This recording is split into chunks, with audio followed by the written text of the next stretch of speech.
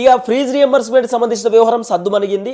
ఇక వాళ్ళు కాలేజీలు బంద్ చేద్దాం అనుకునేటటువంటి అంశాన్ని మళ్ళీ వెనక్కి తీసుకున్నారు. లేదు ఇక కాలేజీలు రన్ చేస్తాం, బట్టన్న మాకు హామీ ఇచ్చిండు, ఇప్పుడు 600 కోట్ల రూపాయలు రిలీజ్ చేస్తారు, దీపావళి లోపు 600 కోట్ల రూపాయలు రిలీజ్ చేస్తారట అని చెప్పి కూడా వాళ్ళు చెప్పినారు. అంత బాగానే ఉంది. అయితే ఇదొక అంశం సద్దుమణిగింది. రెండో అంశం వచ్చేసి ఆరోగ్యశ్రీ.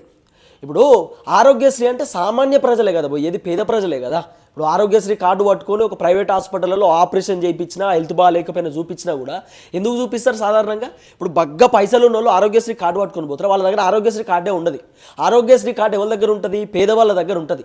మరి పేదవాళ్ళు ఆరోగ్యశ్రీ కార్డు చూపించి అలా వైద్యం చేయించుకునేటటువంటి కార్యక్రమం చేస్తే ఇలా ఆ వైద్యంలో ఉన్నటువంటి ఆరోగ్యశ్రీనే తొలగించే కార్యక్రమం చేస్తారు ప్రైవేట్ హాస్పిటల్లో. అప్పుడు పేదవాళ్ళు ఎటు పోవాలి?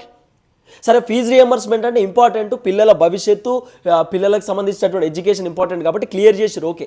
మన ఆరోగ్యశ్రీ పరిస్థితి ఏంది? కొన్ని కోట్ల రూపాయల పెండింగ్లు ఉన్నాయి బిల్లులు ప్రైవేట్ హాస్పిటల్లో. 10 లక్షల రూపాయల వరకు మనకు మాఫీ ఆరోగ్యశ్రీ కింద.